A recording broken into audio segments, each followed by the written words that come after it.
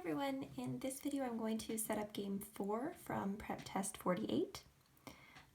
We have two subsets in this one.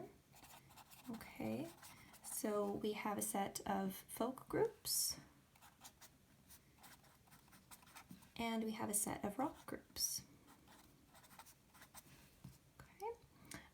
And they're each going to perform on either the north or the south stage. So this is basically an in and out game, right? We're splitting them into two groups. We don't really have an in group and an out group. We have a north group and a south group, but it's really the same principle, right? So we have to have space for all of them, and there are only two groups. So each stage has 3 2-hour performances. Okay, so the north one is 6, 8, and 10. So 6, 8, and 10. And then the south one is 8, 10, and 12. Okay, so 6, 8, 10, 8, 10, 12. So whenever I have a schedule, I like to set it up so that my days of the week, if I have days of the week, go like Monday, Tuesday, Wednesday, Thursday, Friday, and my hours in a day just go from smaller to bigger, from top to bottom. So I just kind of set it up the same way that my calendar is in my phone, because that works for me, makes sense to me. And so here, rather than doing it kind of geographically, I guess, with cardinal directions and having like the north group on the top and the south group on the bottom, I find this just makes more sense to me. So my north group will be here and my south group over here.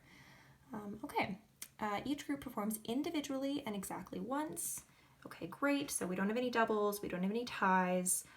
We have a 1-to-1 ratio of players to positions. So we like that. That keeps things relatively simple, right? More simple than it would be otherwise. Okay, and then we have 5 rules. So rule 1 states that P is in position 6 or 12. So we only have one spot for 6 and one spot for 12, which is great. So we know that we can't have P here or here, so P is there or there. That's how I'm going to indicate that. P is 6 or 12 would be another way to do it, but I like to have some indicators actually close to my main diagram. Rule 2, G is sometime before H. Okay, so sometime before means closer to the top. So G sometime before H. I would do it like that. That's just duplicating it down here, but like I said, I like to have it close to the main diagram. 3, if we have R at 10, okay, so if R is at 10, then we don't have any F there. So no F at 10. And our contrapositive would be if we do have any F at 10, then we can't have R at 10.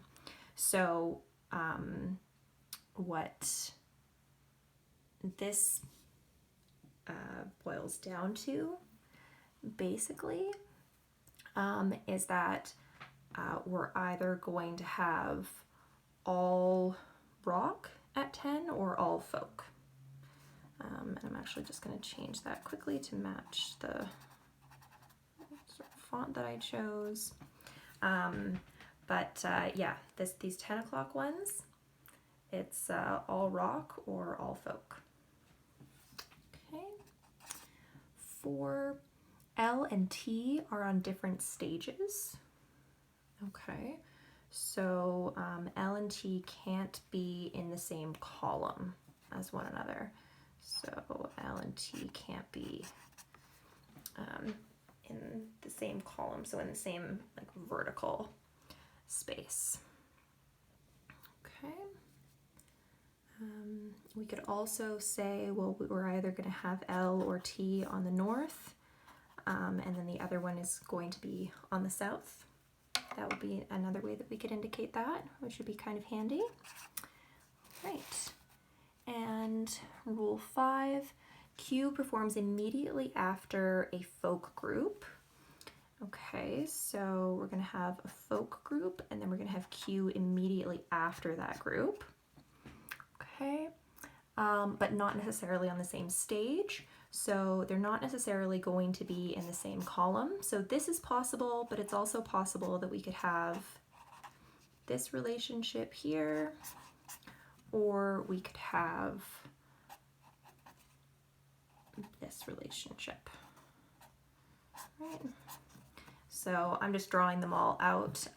If you're a little bit more visual, or you like to see the visual with your diagram. So that's how that would look. All right, so that is the setup for game 4 from Prep Test 48. Let me know if you have any questions.